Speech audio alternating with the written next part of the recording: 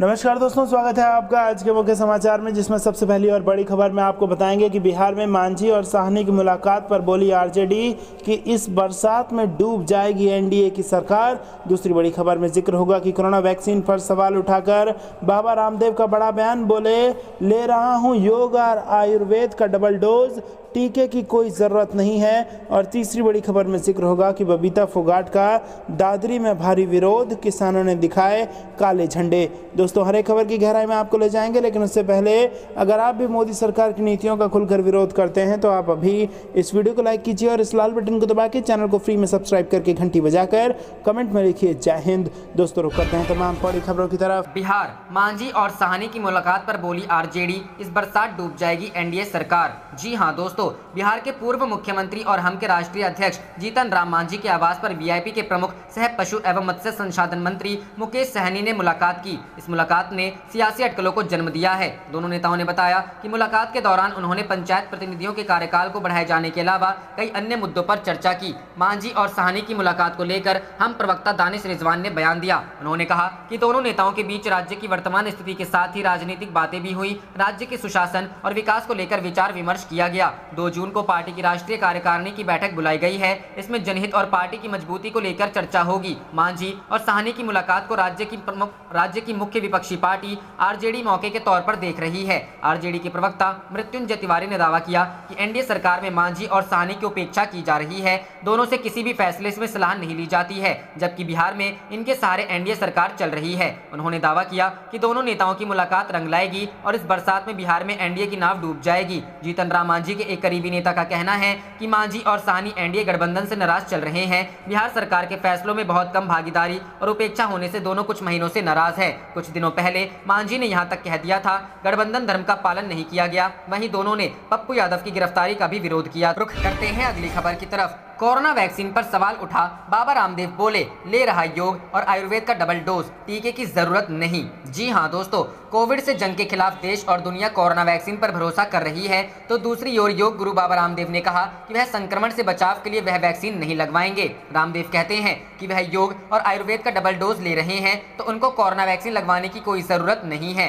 पिछले कई सालों से वह लगातार योग का अभ्यास कर रहे हैं, जिससे उन्हें संक्रमण का खतरा नहीं है। बाबा रामदेव ने दावा करते हुए कहा कि उन्हें कोरोना वैक्सीन की कोई जरूरत नहीं है। उनका कहना है कि वायरस के कितने भी वेरिएंट आ जाएं, उन्हें संक्रमण से कोई खतरा नहीं होने वाला है, क्योंकि उन्हें योग संभाल लेगा।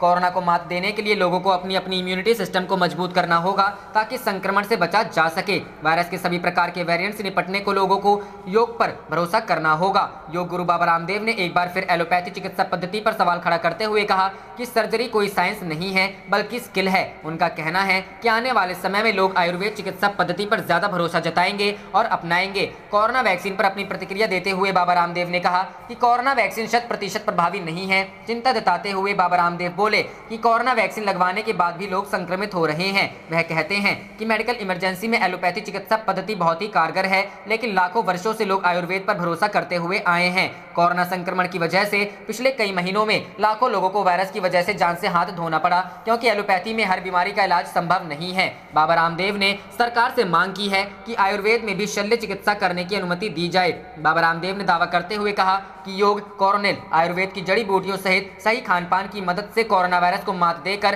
पूरी तरह से स्वस्थ हुआ जा सकता है, जबकि एलोपैथी में एंटीबायोटिक दवा दी जाती है, जिससे शरीर पर गंभीर दुष्प्रभाव पड़ता है। वहीं दूसरी ओर भूमा निकेतन पीठ के स्वामी अचित्यानंद ने बाबा रामदेव को एक व्यापारी करार देते हुए कहा कि रामदेव को कोई संत नहीं है और रामदेव समय समय पर विवादित बयान देते रहते हैं। जिलाध्यक्ष विमला पांडे ने 27 कांग्रेस कार्यकर्ताओं पर दर्ज मुकदमा वापस लेने की मांग की है। कहा कि कांग्रेस कार्यकर्ताओं द्वारा बाबा रामदेव के एलोपैथी बयान के खिलाफ शांतिपूर्ण ढंग से प्रदर्शन कर। रुख करते हैं अगली खबर की तरफ। बबीता फोगाट का दादरी में भारी विरोध, किसानों ने दिखाए काले झंडे। जी हां दोस्तों, महिला विकास निगम के अध्यक्ष बबीता फोगाट को यहां किसानों ने काले झंडे दिखाए तथा उनका जमकर विरोध किया। पुलिस ने कड़ी मशक्कत के बाद बबीता फोगाट को वहां से निकाला। बबीता फोगाट केंद्र में भाजपा सरकार के 7 साल पूरे होने पर सरकार की नीतियां बताने एवं मास्क वितरण के लिए बिरही कला गांव आई थी। रविवार को भाजपा नेता एवं महिला विकास निगम के अध्यक्ष बबीता फोगाट बिरही कला पहुंची तो दर्जनों किसान मजदूर मजदूर व सामाजिक संगठनों ने कृषि बिलों के विरोध में बबीता की गाड़ी का घेराव किया तथा काले झंडे दिखाए। करीब 10 मिनट तक सैकड़ों लोगों ने बबीता का घेराव जारी रखा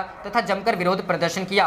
पुलिस कर्मियों ने कड़ी मशक्कत के बाद भीड़ पर काबू पाया तथा बबीता फोगाट की गाड़ी को वहां से निकाला। सांगवान खाप के प्रधान और निर्दलीय विधायक सोमवीर सांगवान ने बताया कि बबीता फोगाट सैनिटाइजिंग के लिए आई थी, जिसका किसानों ने विरोध किया और आगे भी सत्तारूढ़ पार्टियों की किसी नेता के किसी भी गांव में आने पर इसी प्रकार विरोध किया जाएगा। प्रदर्शनकारियों ने कहा कि बबीता फोगाट कृषि कानूनों को लेकर सरकार के पक्ष में बोल रही हैं। इस तरह वह केवल सरकार में अपनी पकड़ मजबूत बनाना चाहती हैं। उनका कहना था कि उन्हें किसानों से किसी प्रकार की हमदर्दी नहीं है, जबकि देश भर के किसान बिलों का विरोध कर रहे हैं। उन्होंने कहा कि पिछले 6 महीनों से किसान सड़कों पर डेरा डाले बैठे हैं, जबकि सरकार किसानों को डरा धमकाकर घर भेजना चाहती है, लेकिन किसान कृषि बिल रद्द होने के बाद ही घर जाएंगे। प्रदर्शनकारियों ने कहा कि फोगाट एवं सांगवान खाप ने भाजपा व जसपा नेताओं का बहिष्कार किया हुआ है। अगर इन पार्टियों का नेता गांव में आएगा तो उसका विरोध किया जाएगा। रुख करते हैं अगली खबर की तरफ। लालू के पटना आने की चर्चा तेज, सियासत में नए समीकरण के मिल रहे इशारे। जी हां दोस्तों, कोरोना और यास के बीच बिहार के सियासी गलियारे में भी हलचल मची है।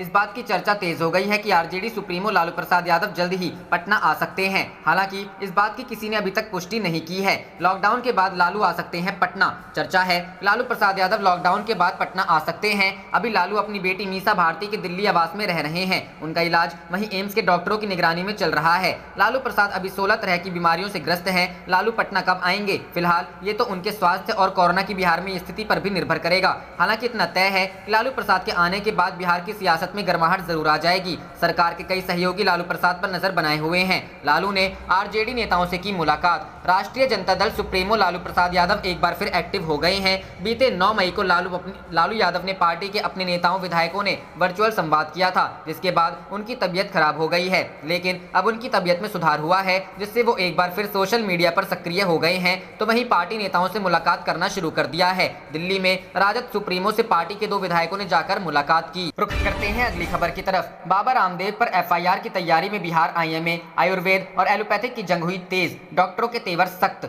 जी हां दोस्तों, एलोपैथी पर बयान के बाद बाबा रामदेव और आईएमए के बीच सब विवाद थमने का नाम नहीं ले रहा है। पिछले 5 दिन के अंदर बाबा के खिलाफ दिल्ली, बंगाल, उत्तराखंड व छत्तीसगढ़ आईएमए ने अलग अलग थानों में एफआईआर दर्ज कराई है। अब बिहार आईएमए के सदस्यों व एलोपैथिक डॉक्टरों के तेवर भी सख्त होते जा रहे हैं। राष्ट्रीय आईएमए का समर्थन करते हुए बिहार आईएमए का कहना है कि अगर रामदेव अपना बयान वापस नहीं लेते हैं तो बिहार आईएमए भी पटना के थाने में एफआईआर दर्ज कराएगी। इधर बाबा के समर्थन में राजकीय आयुर्वेद कॉलेज समेत आयुर्वेद चिकित्सा संघ भी एकजुट हो गया है। उनका कहना है कि बाबा ने जो 25 सवाल किए हैं वह आम लोगों से जुड़ा है, इसका जवाब मिलना चाहिए। आईएमए आयुर्वेदिक चिकित्सा पर सवाल नहीं उठा रहा है। हमारी लड़ाई मॉडर्न मेडिसिन व फर्जी बिजनेसमैन के खिलाफ है। जब पूरे देश के डॉक्टर और पैरामेडिकल स्टाफ कोरोना से जंग लड़ रहे हैं, ऐसे में बाबा रामदेव बयान डॉक्टरों का मनोबल तोड़ रहा है। रामदेव अपने विवादित वीडियो का खंडन और लिखित माफी नहीं मांगते हैं तो रामदेव के खिलाफ एफआईआर करवाएंगे। बाबा रामदेव को एलोपैथ पर बोलने का अधिकार बिल्कुल नहीं है। हमें संदेह है कि उन्होंने योग व आयुर्वेदिक की पढ़ाई भी की है। दूसरी लहर में उनकी कोरोनिल दवा बिक नहीं रही थी, उसे बेचने के लिए विवादित बयान दिया है। वह पूरी तरह से बिजनेसमैन है। सोनिया राहुल के बाद प्रियंका ने मदद को बढ़ाए हाथ, अमेठी भेजी 57 लाख की दवाएं। जी हां दोस्तों, अमेठी में इस समय सेवा की सियासत चल रही है। गांधी नेहरू परिवार कोरोना महामारी में लोगों को बचाने के लिए लगातार राहत सामग्री व दवाएं भेज रहा है। ऑक्सीजन कंसंट्रेटर, सिलेंडर, सैनिटाइजर के बाद अब राहुल गांधी की पहल पर उत्तर प्रदेश कांग्रेस कमेटी ने 10,000 दवाओं की किट अमेठी भेजी है। 5 प्रकार की इन दवाओं टिकट पर सेवा सत्याग्रह लिखा हुआ है। इसके साथ ही दवा वितरण संबंधी व प्रक्रिया के 9 बिंदु वाला पर्चा है। साथ ही कोरोना से बचाव और घर पर इलाज देखभाल के लिए आसान उपाय का एक पर्चा है, जिसमें तमाम एहतियात लिखे हुए हैं। इन सभी पर्ची को प्रियंका गांधी के नाम वाले एक लिफाफे में रखा गया है। दवाओं की यह किट कोरोना के लक्षण दिखने पर लोगों को वितरित किए जाएंगे। कोरोना की सहायता के लिए कांग्रेस पार्टी ने कांग्रेस कोविड केयर अमेठी नाम का एक ग्रुप बना रखा है। इस ग्रुप के माध्यम से लोगों की आवश्यकता अनुसार उन तक सहायता पहुंचाई जा रही है। अब दवाओं के वितरण के लिए भी यही ग्रुप कार्य करेगा। ग्रुप में जिला पदाधिकारियों के साथ ही ग्राम पंचायत स्तर तक के कार्यकर्ता जुड़े हुए हैं। इन दवाओं की है किट में विटामिन सी, विटामिन 3 और जिंक का 1 पत्ता, लिवोसेट्रिजिन की 10 गोलियां,